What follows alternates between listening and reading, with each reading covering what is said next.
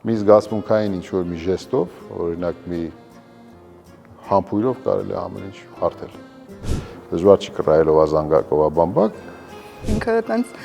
մեկ-մեկ կարար տենց հայտնվեր։ Միշտ ընդմիջում իրար հետ ենք անում։ Զրուցեցինք ու զգացի, որ մեր կուրսեցիները հետ են ընկնում ու իրենք երևի թե պայմանավորված էին հետ ընկնում։ Առողջ բոլոր հարաբերությունները դու քո ներսում ընտանիքում որ ձևավորում ես, ճակերտավոր ասած, նաև արտահանում ես դեպի հանրություն։ Սերը ունենում է խելառ ժամանակաշրջաններ եւ ավելի հանգիստ ժամանակաշրջաններ, ու դու զրուցում ես զրությամբ, լուր, բայց զրուցում ես։ Չեք խոսում, բայց խոսում եք։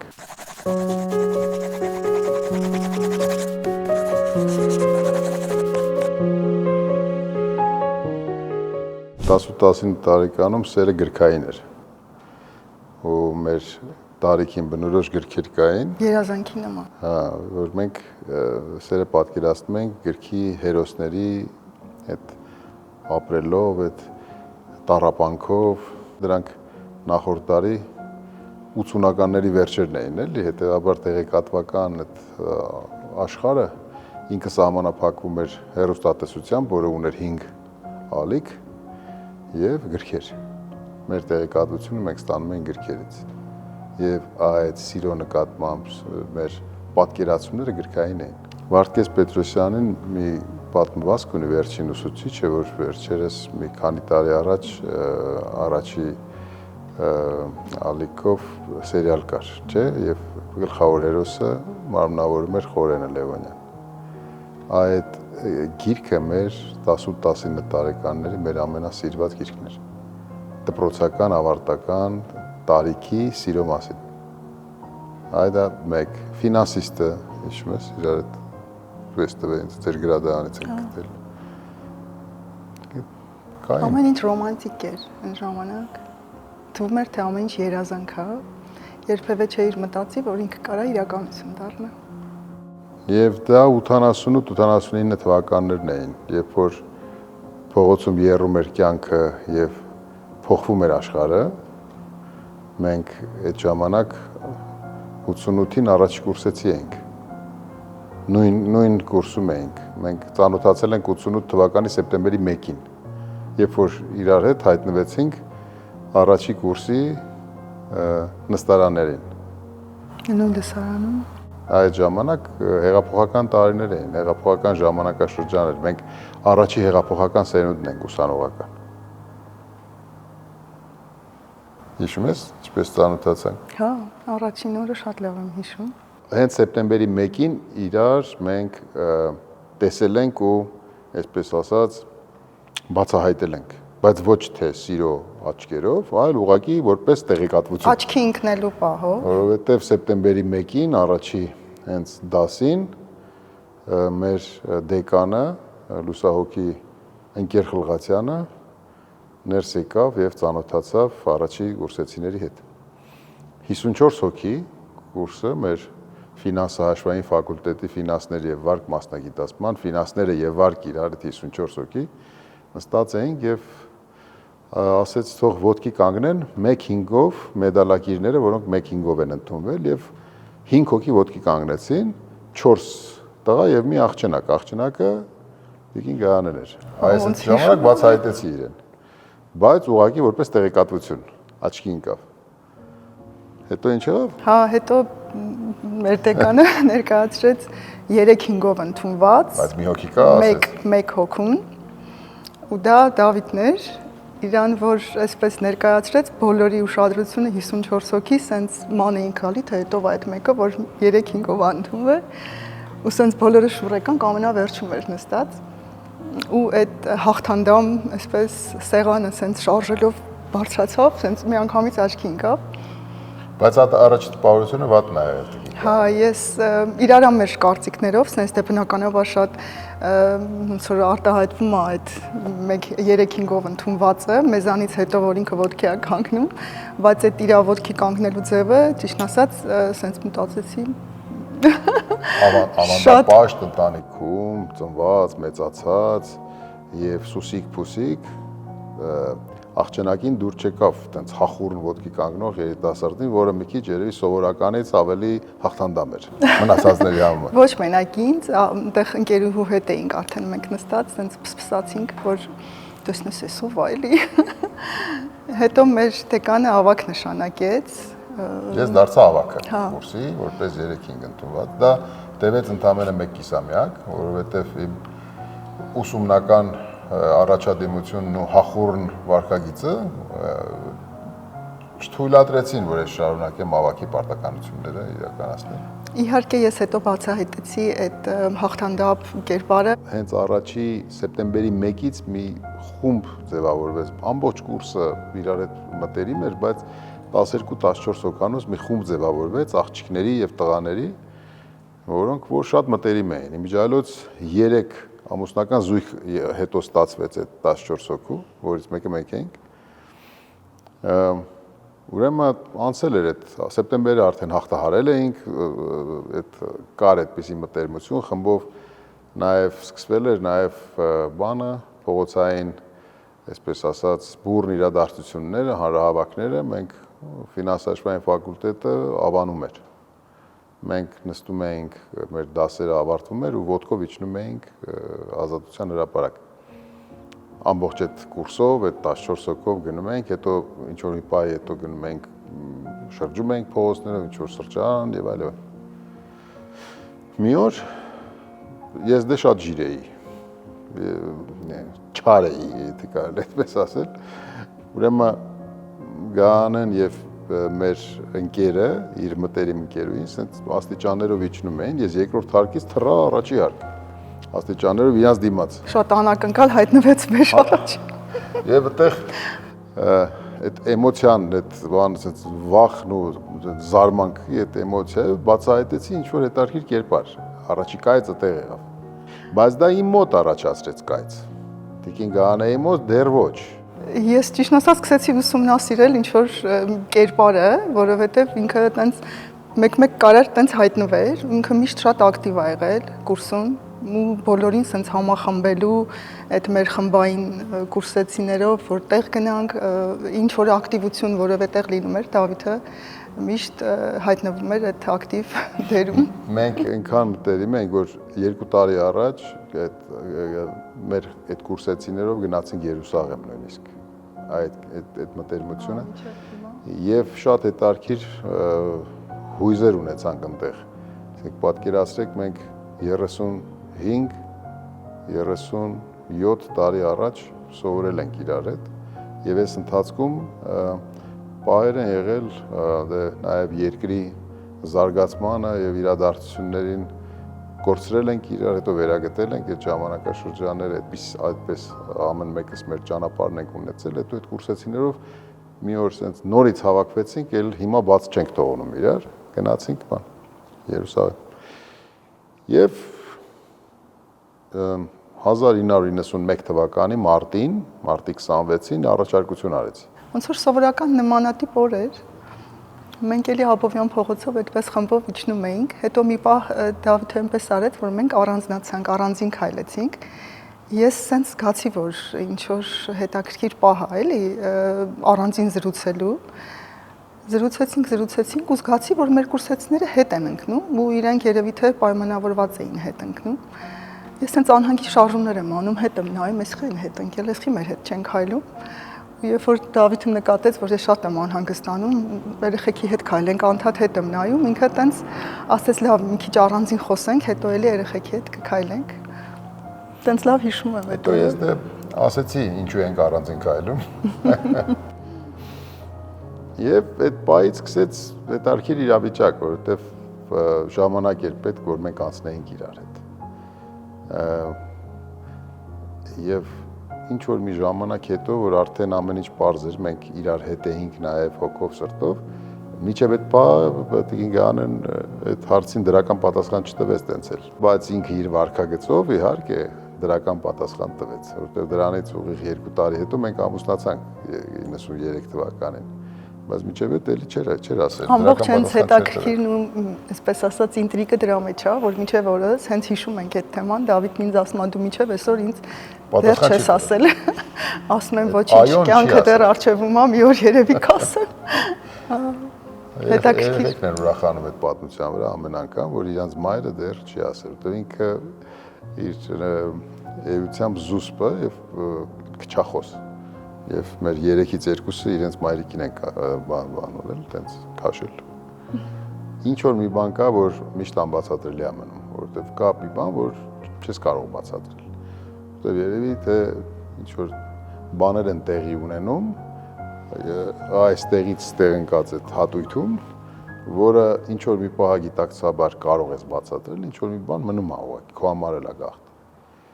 Ու որ պահին որ սկսեցի ռացիոնալ բացատրություն տալ այդ ամեն ինչին, ինքը երևի թե կորի։ Հետևաբար կա ինչ որ մի բան, որը անբացատրելի է։ Ես կարծիքով մենք միջև հիմա բացահայտում ենք շատ ու շատ նոր բաներ, որտեղ կյանքը փոխվում է ու մենք էլ ենք փոխվում ու ոնց որ բացահայտելու միշտ նոր թեմաներ կա։ Դրա համար ոնց որ հետաքրքիր թեմաներ միշտ լինում է խոսելու։ Այնպես չի, որ ասենք այսօր ինչ որ թեմայից խոսեցինք, վաղը կարող է ինչ որ ժամանակ չհանդիպենք ու հետո ինչ որ չլինի թեմա։ Մենք անընդհատ ոնց որ ուզում ենք խոսենք ու օրվա մեջ անընդհատ ինչ որ կապ պետք է ունենանք, ինչ որ հարց քննարկենք, առանց դրա ոնց որ ինչ որ բան այդ օրը օր չի էլի։ Երիտասարդ ժամանակ նույնիսկ քանի որ նույն մասնագիտությունն ունենք, նույն կրթությունն ենք ստացել, նույն որակավորումը, նույն մասնագիտությունը, մենք իրար հետ պայմանավորվել ենք, որ երբեք իրար հետ նույն վայրում չպիտի աշխատենք։ Ամուսնությունից հետո նման պայմանավորվածություն։ Դա զուտ նրա համար մտածել ենք, որ մենք ամեն մեկս ունենանք մեր աշխարհը, որպեսզի այդ աշխարհը կիսենք իրար հետ, որտեվ ընտանիքը եւ առանձնացնենք։ Բայց հետո կյանքը ցույց տվեց, որ նույնիսկ եթե իրար հետ աշխատեինք, էլի միշտ խոսալը ինչ որ մի բան կա։ Հետևաբար մեր օրվա գրաֆիկն էլ մեր այնպես է, որ մենք երևի թե շուրջ արդեն երևի մի 20-25 տարի կլինի, որ գրեթե միշտ ընդմիջում իրար հետ ենք անում։ Օրվա որտեղ էլ լինենք, իրար հետ ենք անում ընդմիջում ու դրա մեջ բան կա, պահանջ կա այդպիսի։ Երբ որ դու օրը կիսում ես, էլի։ Մենք որ ամուսնացանք, դա 93 թիվն էր, մենք 22 տարեկան էինք երկուս էլ։ 22 տարեկան էինք, հետո ծնողներիս հետ ապրեցինք 2 տարի, հետո ծնողներս որոշեցին, որ մենք պետք է առանձնանանք անպայման, մենք 24 տարեկանում առանձնացանք։ Կենցաղային, նյութական, ֆինանսական դժվարություններ, բայց դրանք այնքան հեշտ էին հաղթահարում, որովհետև կար բան, ու այդ հարմոնիա կոչեցյալը կար։ Մենք բնավորությամբ տարբեր ենք, բայց այդ տարբերությունները համալրող տարբերություններ են ավելի շատ։ Այդ զանգակ բամբակ բան, այդ մեր հին ավանդական մեծերը որ ասում էին, այդ զանգակ բամբակը այդպես էլ կա, դե դժվար չի կռայելով զանգակով բամբակ, ու այդպես էլ ճանապարհը անցնում ենք։ Ամենահեշտը բանն էր, երեխաներ, ամեն երեխան, 3 երեխան, ամեն մեկը մի աշխարհ է բերել իր հետ, բայց այդ աշխարհը իրենցն է։ Մենք այդ աշխարհների հետ համակցել ենք մեր երկուսիս աշխարհը ու երբեք չենք համարել, որ այն աշխարհներն են կյանքի նպատակը, չէ, ամեն մարդ իր աշխարհն ունի, իր աշխարհն է ապրում, իր կյանքն է ապրում։ Հետևաբար երեխաներն էլ են տեսնում, որ մենք ունենք մեր առանձին աշխարհը երկուսով ու իրենց դա շատ մեծ ուժ ու շատ մեծ ուրախություն է տալիս։ Այդ երջանկությունն է իրենց համար, որ իրենց ծնողները իրենց համար չեն ապրում։ Մենք մեզ համար, հա։ Մեր ամենասիրած բանը երկուսով ճամփորդելն է, փախնելը։ Մի բան, երեխաները դե մեծ են։ Մենք եթե հնարավորություն ունենում 3 օրով, 4 օրով, 2 օրով ճամփորդելը, նույնիսկ ասենք գնալը, ամենամեծ սիրած բառն է։ Հոգսերից կտրվելը։ Ամեն ինչից կտրվել։ Կարևորը միջավայրը փոխել, առավոտից զրուցել։ Այդ պահանջը միշտ կա։ Իսկ դուք պատկերացնում եք, ասենք, երբ որ երկուսով մեքենայով ինչ որ մի վայրից մի վայր ես գնում, ու դու զրուցում ես լռությամբ, լուռ, բայց զրուցում ես։ Չեք խոսում, բայց խոսում եք։ Այդպես հետաքրքիր բաներ կա։ Դավիթը սիրում է մեքենայով անձրևային եղանակին վարել։ այդ խորհրդավոր պահը ինքը սիրում է։ Ու այդ ընթացքում զրուցել է իր ամենասիրելի բանն է։ Մենք տարբեր ենք։ Ես խոսքով եմ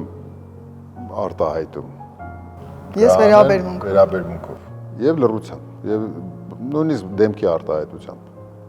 Նայում ես դեմքին հայացքով ինքը իմ աչքերի մեջ միշտ զգում է այդ զգացմունքը ու եթե տխուրեմ ինչ-որ մի բան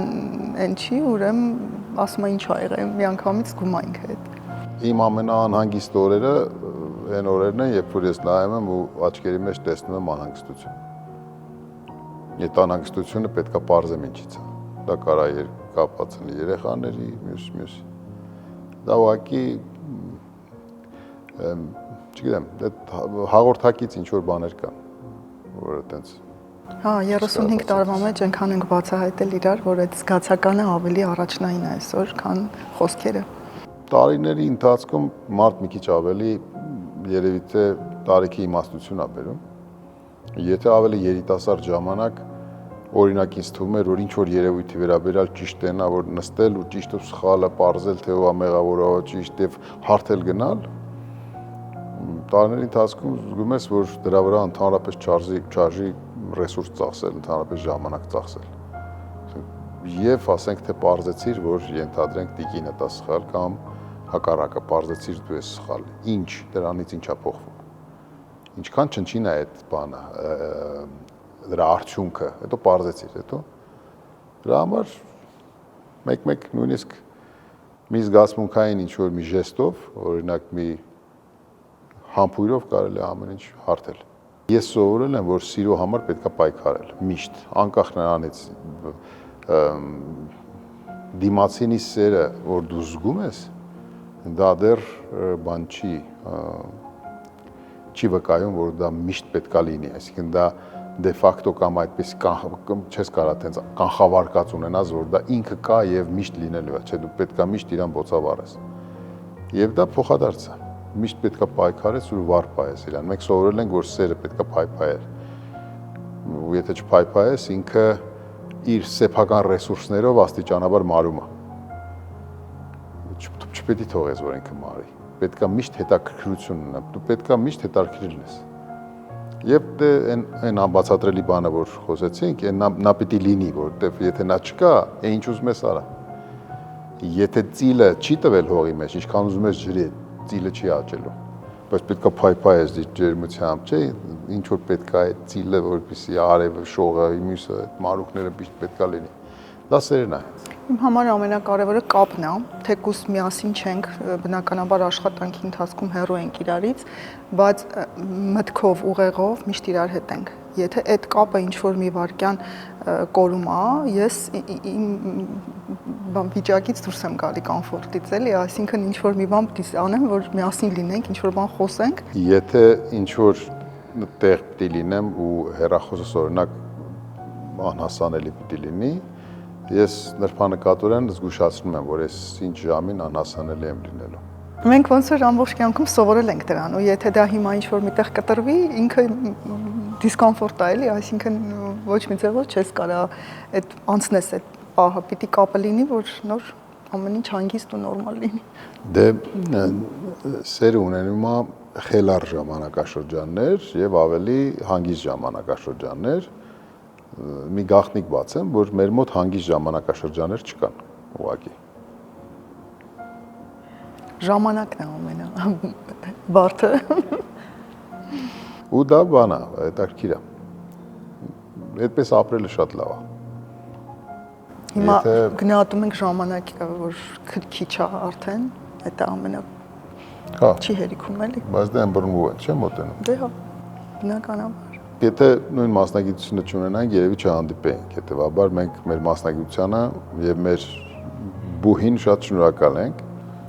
Մեր երեխաներից երկուսը ընտրել են մեր մասնագիտությունը տնտեսագետ են, բայց մեր տան ուրախությունը փոքրն է, որը որ արվեստի բնագավառում է եւ հիմա սովորում է ճարտարագիտականում եւ ճարտարագետ պետք է դառնա։ Մենք բոլորս ուրախացել ենք, որ գոնե մեկը կա, որ տնտեսագետ չի։ Այն ապահովում է մեր ընտանիքի բազմազանությունը։ Մեր տանը այդպիսի մի արտահայտություն կա, անանյանական հումոր, էլի, մենք անանյանական հումորը դա բաներ Դավիթի հայրիկից եկած դեռ։ Մենք բոլորս մեր անանյանական հումորով օժտված ենք։ Եվ շատ դեպքերում Տիկին Գայանն դիսկոմֆորտ է ունենում մեկ անանյանական հումորով, որտեղ ինքը իր զսպվածությամբ Չափից շատ է մեկ ստացվում։ հումորը մի քիչ չափից շատ է լինում, բայց այդ հումորն էլ հենց ապահովում է մեր ընտանիքում այդ մթնոլորտը, որտեղ որ շատ բաց մթնոլորտ է, բաց ու ինտերակտիվ։ Ծնողները պետք է դաստիարակության վրա ժամանակ չծախսեն։ Կարծեմ Վինստոն Չերչիլն էր ասել, կարող է սխալվեմ, ասում էր մի դաստիարակեք ձեր երեխաներին, իրենք կմեծանան կդառնան ձեր նման։ Որ դու ասում ու պետք է հետևություն անել, որ դու ուղղակի պետք է քո կյանքը ապրես։ Դու պետք է ապրես այնպես, ինչպես ճիշտ է, իրենք նայելով, իրենք կվերցնեն այն ինչ որ իրենց պետք է։ Այդ չի կարելի սա արա, նա արա, բան, այդ սահմանափակումները ոչ մի լավ տեղ չեն տանում։ Իրանք երեքն էլ շատ տարբեր են, բայց մի շատ կարևոր բան կա, որ ես հիմա վայելում եմ իմ երեխաներին, այդ առողջ մթնոլորտում իրանք մեկը մյուսի հանդեպ երեքով այնքան կապված են իրար հետ։ Մենք ոնց որ սենց առանձին, ես ու Դավիթը, իրանք առանձին սենց երեքով այնքան մտերիմ են, որ իմ համար այդ ամենամեծ ուրախությունն է։ Մենք ոնց որ հասել ենք դրան, որ իրանք այդ երեքով միասին այդ փոխհարաբերությունները իրանք շատ մեծ բան ունի, շատ մեծ արժեք ունի։ Ոտարները մեր հայկական ընտանիքների այդ ջերմությունը ու այդ ամեն ինչ շատ մեծ արժեք են գնահատում։ Մեր խնդիրը նա է, որ ընտանիքից ավելը ոնց որ լավ չի ստացվում մեր մոտ, էլի։ Այ մեր խնդիրը դա է։ Եթե առողջ ընտանիք, այո, բայց ինչու չփորձել նաև հանրությունը, պետությունը դիտել որպես մեծ ընտանիք, չէ՞։ Այստեղ ոնց որ թե խնդիր կա, բայց եթե վերադառնանք ընտանեկան թեմային, այո, ընտանիքը դա հասարակության բջիջն է։ Այնտեղ ձևակերպվում է առողջ փոխհարաբերություններ եւ այդ առողջ փոխհարաբերությունները դու քո ներսում ընտանիքում որ ձևավորում ես, ճակերտավոր ասած, նաեւ արտահանում ես դեպի հանրություն։ Այ մեր երեխաները ներկայացնում են մեր ընտանիքի ներսում ձևավորված ավանդույթներն ու արժեքները, գաղափարները եւ իրենք կիսվում են իրենց հասակակիցների հետ։ Իրենց հասակակիցներն էլ իրենց արժեքներն են կիսում։ Եվ եթե այսպիսի ընտանիքներ, լավ ընտանիքներ շատ լինեն, նշանակում է, որ հանրությունն էլ կլինի ավելի լավը։ Տունը այն վայրն է, որտեղ դու զգում ես քեզ այնպես, ինչպես որ դու կաս։ Տունը այն վայրն է, որտեղից դու հաճիկով գնում ես աշխատանքի եւ շատ ավելի վազելով գալիս ես տուն։ Եվ կա ներդաշնակություն։ Կա ընտանիքում, երբ կա փոխադարձ զույգերի հետ, փոխադարձ հասկացվածություն, երեխաների երջանկություն, այդ չեմ կարող չասել։ Սիրուց։ Բացի սիրուց, ջերմությունից եւ այն կայծից, որը առաջացավ 35 տարի առաջ։ Հա, ես կհամաձայնվեմ։ Գեղեցիկ է ավելի քան 35 տարի առաջ։ Ոյ։